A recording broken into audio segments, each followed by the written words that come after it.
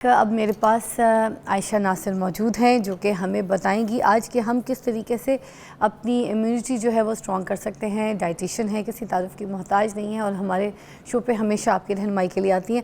Ayesha, how are you?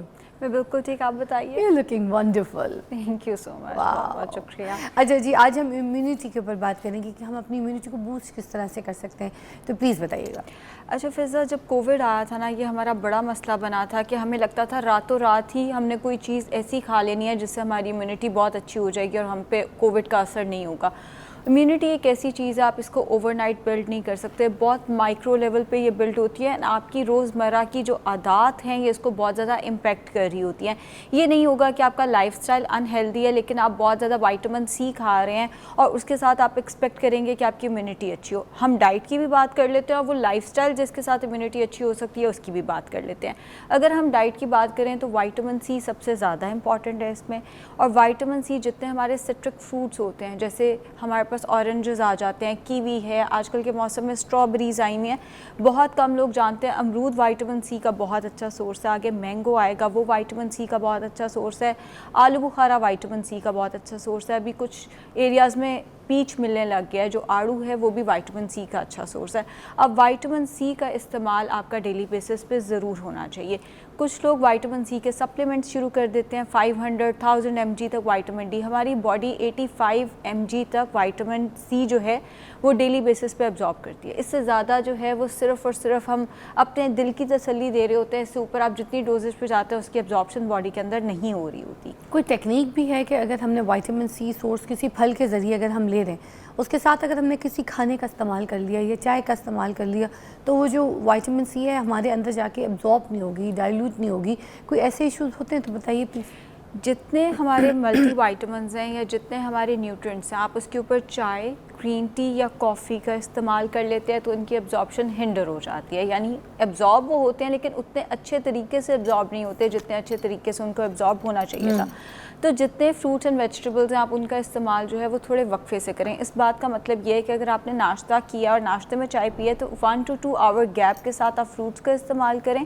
और अगर आप चाय पी रहे हैं और सैलड, क्योंकि सैलड के अंदर भी हम लेमन स्क्वीज़ करते हैं जो कि विटामिन सी का अच्छा सोर्स है, टोमेटोज़ हो जाते हैं वो भी विटामिन सी का अच्छा सोर्स है, तो जो सैलड्स वगैरह हैं उनके ऊपर से भी चाय, कॉफ़ी या ये जो बेवरेजेस होते हैं कैफिनेटेड बेवरेजेस, इनका इस्तेमाल जो है वो कम से कम किया जाए। हमें किस तरह पता चलता है कि हमारी इम्यूनिटी जो है वो अभी बूस्ट नहीं कर रही है, सही नहीं है, कमज़ोर हुए हुए हम, ये कैसे पता चलता है? जो बंदा बार बार बीमार हो जाता है, कोई भी मौसमी अगर बीमारी आती है तो सबसे पहले उस बंदे को लगती है, गर्मी है तो भी उसको कोई ना कोई मसला है, सर्दी आई है तो भी नज़ला ज़ुकाम है, ऑब्वियसली उसकी जो इम्यूनिटी है वो कॉम्प्रोमाइज़्ड है।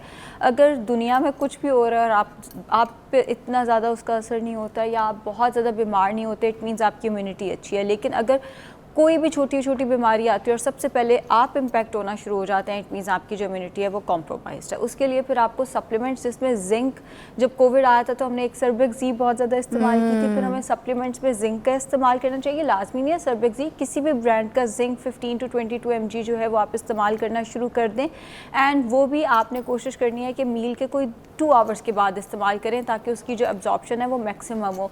क्योंकि अगर आप जिंक भी दूध के साथ ले लेंगे, बहुत सारे लोग सर्बेक्सी दूध के ग्लास के साथ ले लेते हैं, कैल्शियम और जिंक एक दूसरे के एब्जॉर्प्शन जो है वो हिंडर कर देते हैं। बेहतर है कि जिंक को भी मील के 2 आवर्स के बाद। हाँ, बचपन में जब हम छोटे थे तो हमें सब्जी खिलाते होते थे ना पेरेंट्स, मगर कुछ पेरेंट्स गलती ये करते हैं कि दूध के साथ दे देते हैं, तो it's not recommended with milk. बिल्कुल ऐसे ही कैल्शियम और जिंक हैवी मेटल हमेशा लाइट मेटल के एब्जॉर्प्शन को हिंडर करता है, तो वो फिर आपस में एक दूसरे के एब्जॉर्प्शन रोकते हैं। इसी तरह आयरन भी, अगर आप मीट या बीफ के साथ जिंक का इस्तेमाल करते हैं, जैसे दोपहर का खाना खाया उसमें आपने मटन या बीफ या इवन चिकन भी इस्तेमाल किया, ऊपर से आपने जिंक ले लिया, तो उसकी एब्जॉर्प्शन उतनी अच्छी नहीं होगी।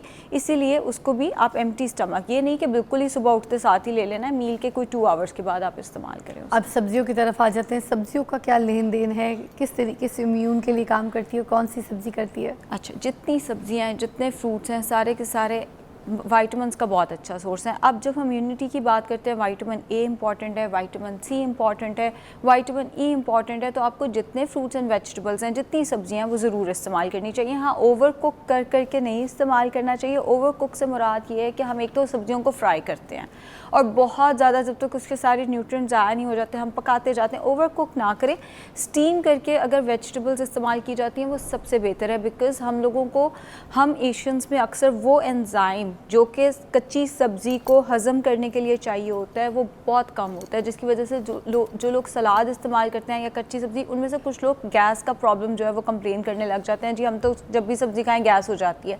आप वही वेजिटेबल्स जैसे ब्रोकली वगैरह, गोभी, बैंगन कुछ इस तरह से दम पे रख के खा लो तो भी लोगों को शिकायत होती है। फिजा उसमें प्रॉब्लम ये है कि जितनी ग्रीन लीफी वेजिटेबल्स हैं ना, ये तो आपको कच्ची लेनी ही नहीं चाहिए। ये ऑक्सीलेट स्ट्रेस देती हैं बॉडी के अंदर। जितनी भी ग्रीन लीफी वेजिटेबल्स हैं इनको तो आप स्टीम करके लें। अब बैंगन अगर आपको पका के स्टीम करके भी गैस कर रहा है तो आपको हो सकता है कोई और अंडरलाइंग इशू हो, जैसे IBS वगैरह का मसला हो, उसमें भी फिर बैंगन सूट नहीं करता। अगर कोई एक पर्टिकुलर वेजिटेबल या फ्रूट आपको प्रॉब्लम कर रहा है, हो सकता है फिर आपका कोई अंडरलाइंग इशू चल रहा है। इन जनरल अगर हम बात करें, आपका कोई पेट का मसला नहीं है, तो आप वेजिटेबल्स को हल्का सा स्टीम करके, बहुत आपका दिल है तो 1 टीस्पून ऑलिव ऑयल उसमें ऐड कर लें और उस तरह से आप इस्तेमाल करें। उनकी एब्जॉर्प्शन सबसे अच्छी होगी और वो आपको गैस ट्रबल नहीं करेंगे। Very nice. आयशा हमारे साथ हैं।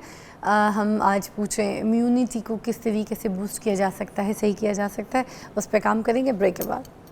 अच्छा, हमारे साथ डॉक्टर आयशा मौजूद हैं और वो हमें बता रही है कि किस तरीके से हम इम्यून को स्ट्रॉन्ग कर सकते हैं। अब कुछ सब्जियों के ऊपर बात कर रहे थे हमने, आपने कुछ बादी सब्जियों के बारे में बताया जिसमें आपने कहा गोभी और ब्रोकली और ग्रीन्स वाली जितनी भी सब्जियां हैं वो थोड़ा सा इफ़ेक्ट कर सकती हैं, मगर उसको आप अगर दम करके उसमें थोड़ा सा ऑलिव ऑयल डाल के अगर बनाएं और अपनी ज़िंदगी में शामिल करें तो आपकी इम्यूनिटी के लिए बहुत अच्छी है। ऑलराइट, उसके अलावा हम सब्जियों का क्या इस्तेमाल करें, किस तरीके से करें, किन चीज़ों के साथ करें? क्या गोश्त के साथ अगर सब्ज़ी को पकाया जाए तो क्या उसके अंदर सारे जो उसके विटामिन्स हैं वो ख़त्म हो जाते हैं? नहीं, ऐसा नहीं होता। गोश्त के साथ अगर आप सब्ज़ी को पकाते हैं, बस एक फैक्टर आता है कि जो सब्ज़ी के अंदर फाइबर है वो गोश्त के अंदर जो न्यूट्रिएंट्स हैं उनकी एब्जॉर्प्शन को थोड़ा सा हिंडर करता है। बट ये नेचुरल सिस्टम है। अल्लाह ताला ने जो सिस्टम बनाया है खाने पीने का वो इसी तरह बनाया है कि ऑब्वियसली आप रोटी खा रहे हैं गोश्त के साथ लगा के तो उसमें भी फाइबर है, वो भी कहीं ना कहीं उसकी एब्जॉर्प्शन को हिंडर करेगा। हल्की फुल्की जो हिंड्रेंस है वो आएगी। जब आप वेजिटेबल्स को पका लेते हैं तो फाइबर कोई उस मिकदार में नहीं बचता जिस मिकदार में रॉ वेजिटेबल्स का होता है, लेकिन फिर भी जो हल्का फुल्का फाइबर होता है वो थोड़ा सा हिंडर कर सकता है आयरन की एब्जॉर्प्शन को। ये इतना बड़ा फैक्टर नहीं है। जहाँ तक बात है वेजिटेबल्स को हम किस और फॉर्म में, आप इनकी स्मूदीज़ बना सकते हैं। But as I said before कि आपको ग्रीन लीफी वेजिटेबल्स की स्मूदी नहीं बनानी। मैंने बड़े बड़े इन्फ्लुएंसर्स को देखा है, वो कहते हैं जी केल डाल लो तो स्पिनच डाल लो तो इसको ब्लेंड करके लो, या आपके लिवर को डिटॉक्स कर देती है। एक तो लिवर डिटॉक्सिफिकेशन एग्जिस्ट ही नहीं करती। दूसरी बात, जब आप ग्रीन लीफी वेजिटेबल्स को इस तरह से ब्लेंड करते हो तो वो ऑक्सीलेट स्ट्रेस देती हैं और बाकायदा इससे फिर किडनी के मसले जो हैं वो शुरू हो जाते हैं।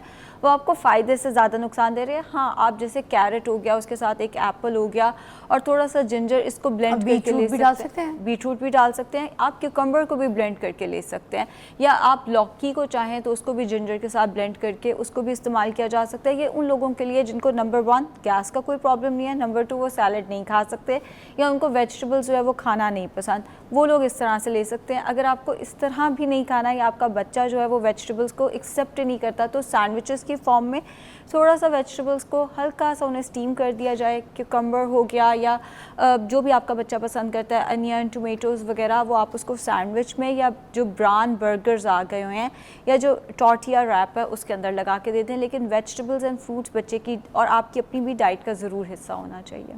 वाह वाह वाह, आजकल एक बहुत अच्छी चीज़ है वो आइसबर्ग का जो पूरा होता है, सैलड का जो पत्ता होता है उसके अंदर कीमा, उसमें सारा जो भी आपको अच्छा लगते हैं सब्जियां, आप प्याज डाल दें, उसमें आप टमाटर डाल दें, उसमें आप थोड़े से मसाले भी थोड़े से स्प्रिंकल कर सकते हैं। उसके बाद उसको रोल करें और उसमें टूथपिक लगाएं और उसको ऐसे रोल बना के खा लें, कितना वो भी बड़ा टेस्टी लगता है। तो ये तो कोई नुकसानदेह चीज़ नहीं है, ये तो लोग खा सकते हैं ना, बच्चों को भी हम दे सकते हैं स्कूल के लिए।